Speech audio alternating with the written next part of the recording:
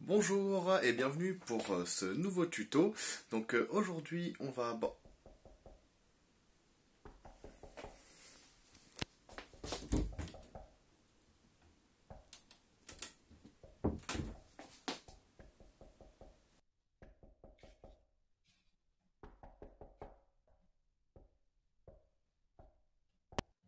Assieds-toi, il faut qu'on parle de quoi? de tes tutos, de tes mails, de tes écrans, de tes smartphones, de tes ordinateurs.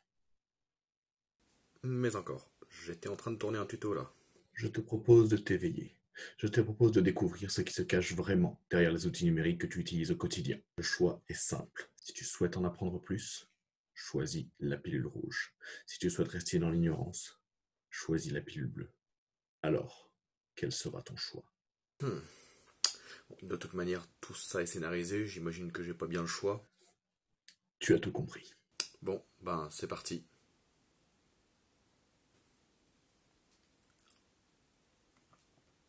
Pas mauvais. Alors, tout d'abord, Euh, quoi? T'as pas changé un truc? C'est vraiment important ça? Non, non, vas-y, je t'écoute. Je disais. Tout d'abord, tu penses que le numérique est invisible, immatériel, irréel. Oublie tout ça. Toutes les technologies utilisées au quotidien, les informations, les données qui sont envoyées, tout cela se traduit de manière très concrète et surtout, tout cela a un impact sur l'environnement. Alors ça, je sais, hein. Non, tu ne sais pas. Alors si, je sais que il faut faire très attention à l'utilisation des données que l'on a, puisque chaque donnée va avoir un impact sur l'environnement. Je sais par exemple certains chiffres qui sont très impressionnants, hein. Je sais que les émissions de gaz à effet de serre dues à l'utilisation du numérique représentent 4% des émissions de gaz à effet de serre au niveau mondial, et que ça ne cesse d'augmenter. Je sais aussi qu'un mail classique émet 4 grammes de CO2, alors qu'un mail avec une pièce jointe d'environ 1 méga émet 19 grammes de CO2. Et que si on rapporte ces envois de mails à l'échelle d'une entreprise de 50 personnes, sachant qu'on envoie à peu près une trentaine de mails par jour dans une entreprise, ça représente chaque jour pour cette entreprise des émissions de gaz à effet de serre équivalentes à un trajet de 100 km. Hmm, Pas mal.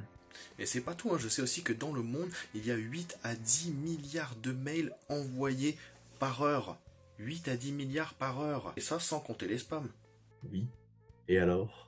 Et ben du coup, ça veut dire qu'il faut mettre en place tous les petits gestes à notre niveau qui permettent de limiter ces consommations de données et donc ces impacts environnementaux liés au mail. Donc c'est éviter d'envoyer des pièces jointes trop lourdes, essayer de les compresser avant de les envoyer. Ne pas utiliser l'option répondre à tous pour envoyer 10 mails à des personnes qui n'ont pas forcément un intérêt, ne répondre qu'à son interlocuteur et n'envoyer des mails qu'à la personne réellement concernée. Et surtout, éviter le stockage de mails inutiles. Donc, trier sa boîte mail, supprimer les mails qui ne servent plus à rien, vider la corbeille, se désabonner aussi de toutes les newsletters qui nous envoient des mails quotidiens ou hebdomadaires qu'on ne lit pas. Pour ça, d'ailleurs, il y a des outils qui permettent de supprimer facilement tous ces abonnements aux newsletters. Et aussi, éviter les signatures mail qui contiennent une image ou éventuellement avoir deux signatures mail, une avec une image pour le logo de l'entreprise lorsque c'est de la communication externe et une pour de la communication interne où on n'a pas besoin du logo, donc on évite l'envoi d'une image à chaque envoi de mail. Et on pourrait même rajouter dans sa signature une petite mention pensez à supprimer ce mail une fois que vous n'en avez plus besoin. Tu vois? Je vois que tu as quelques notions, mais tu es encore bien loin du compte. Les mails, c'est une chose, mais il faut que tu vois plus loin. Il faut que tu vois toutes les recherches que tu fais sur Internet. Comment ça? Chacune de tes recherches implique un envoi de données, et donc un impact énergétique et environnemental. Pour limiter cet impact, il faut donc limiter les recherches. Et pour ça, tu peux ne faire par exemple que les recherches qui te semblent réellement utiles. Également mettre un bloqueur de pub pour éviter le passage des données inutiles lors de tes recherches. Et faire ce qu'on appelle les économies de clics. Les économies de clics? C'est quand on veut éviter d'abîmer sa souris? Non, les économies de clics consistent à limiter le nombre de pages par lesquelles tu vas passer avant d'atteindre le résultat de ta recherche. Chaque page est une nouvelle consommation de données et donc un nouvel impact environnemental. En tapant directement l'adresse du site, si tu la connais par exemple, plutôt que de passer par un moteur de recherche, tu limites le chargement d'une page. En enregistrant également les pages que tu visites souvent dans tes favoris, tu limites encore une fois le nombre de clics, le nombre de pages par lesquelles tu vas passer et donc le nombre de données que tu vas consommer avant d'atteindre le résultat de ta recherche. Ah ouais, pas mal. Autre chose sur l'utilisation d'Internet? Oui, il y a un sujet au-dessus des autres lorsqu'on parle de limiter ces consommations de données. Les vidéos et les services de streaming, qui représentent à eux seuls 60% du flux mondial des données.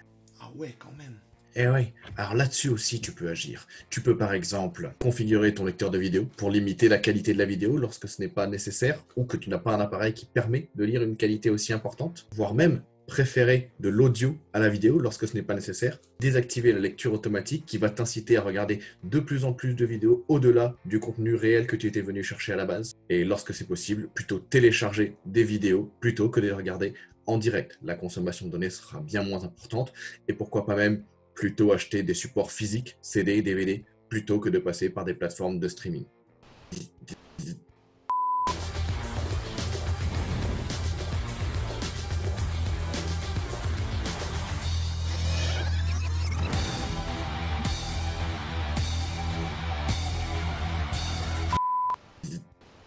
Excuse-moi, petit bug, c'est ce qui arrive parfois quand on parle aujourd'hui d'acheter des CD ou des DVD. Sache que la 4G, le réseau internet de ton téléphone, consomme jusqu'à 25 fois plus d'énergie que de passer par le Wi-Fi du bureau ou de la maison. Attends, je vais prendre des notes. De plus, pense bien à déconnecter tous les services que tu n'utilises pas sur ton téléphone, la 4G, le Wi-Fi, le Bluetooth, le GPS. Bon, bah ça en fait des choses à savoir. Et par rapport au télétravail qu'on utilise beaucoup actuellement, il y a des choses à savoir, il y a des meilleures pratiques que d'autres peut-être? C'est simple, il faut toujours choisir la solution qui consommera le moins de données. Préférez les échanges audio plutôt que la visioconférence quand c'est possible. Utilisez plutôt des outils de discussion instantanés plutôt que les mails pour les échanges. Utilisez des plateformes de stockage pour les documents partagés plutôt que des envois par mail de pièces jointes lourdes. Et toujours penser à vider ces plateformes de stockage dès que les documents ne sont plus utilisés. Bon, bah ça valait le coup, hein. Merci beaucoup pour toutes les informations. Et puis, si tu pouvais quitter mon ordinateur... Je n'ai pas fini! La consommation des données a effectivement un impact important et cette consommation double tous les 2 ans. Pour autant, c'est la part la plus petite de l'impact du numérique. Ah ouais? Qu'est-ce qui a le plus d'impact alors? Le plus important, c'est le matériel que nous utilisons, les téléphones, les écrans, les ordinateurs. Pour fabriquer tout ce matériel, on utilise une quantité énorme de matériaux. En moyenne, le poids des matériaux utilisés est 25 à 350 fois plus important que le poids du matériel final. Un ordinateur portable, qui pèse 2 kg par exemple, aura nécessité environ 800 kg de matériaux. De plus, ces matériaux sont rares. Leur extraction et leur transport ont des impacts environnementaux et sociaux gigantesques.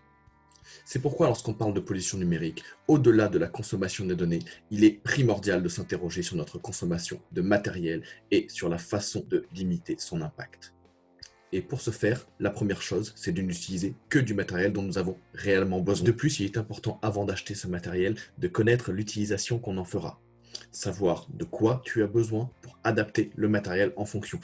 Et ne pas choisir un téléphone ou un ordinateur qui aurait des capacités ou des options bien au-delà de ce que tu vas utiliser. De plus, lors de l'achat du matériel, je te conseille un matériel de qualité qui durera donc plus longtemps et évitera son renouvellement trop rapide. Il est possible de l'acheter reconditionné. Ce sont des appareils auxquels on donne une seconde vie, donc dont on limite l'impact environnemental et qui ont toujours une garantie minimum de 2 ans.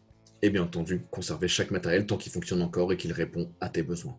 Et pour les appareils dont vous n'avez plus besoin, pensez d'abord à essayer de leur donner une deuxième vie en faisant du don ou de la vente de ces appareils. Et si ce n'est pas possible, pensez à les trier et à les déposer dans des lieux de collecte agréés afin qu'une partie des matériaux soit recyclée. Bon, bah merci vraiment pour toutes les infos. Et puis, bah surtout, n'hésite pas à repasser, hein. Ah, bah il est parti.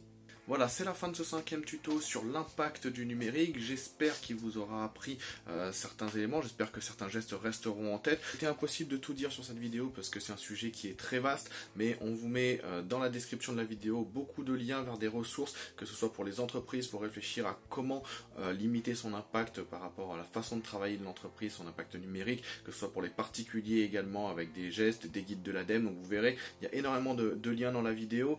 Je remercie également ceux sur qui je me suis basé pour faire cette vidéo, notamment une vidéo les clés de la rénovation qui dure 1h30 sur cette thématique et qui est très intéressante. Vous aurez également le lien dans la description. Comme d'habitude, un petit jeu pour les enfants que vous allez pouvoir retrouver sur le site internet de la LEC, donc en lien avec cette thématique. N'hésitez pas, la LEC est toujours ouverte, on vous reçoit en rendez-vous téléphonique, en rendez-vous visio et également en rendez-vous physique, mais uniquement sur rendez-vous. Donc pensez à nous contacter d'abord par téléphone ou par mail si jamais il y a nécessité de mettre en place un rendez-vous physique. Donc vous avez les coordonnées qui s'affichent par ici. N'hésitez pas donc à nous contacter pour toutes vos questions liées à l'énergie dans votre logement ou à cette thématique de l'impact du numérique. Merci encore de nous suivre, je vous souhaite une bonne journée et à bientôt. Bon, comment je sors de là maintenant?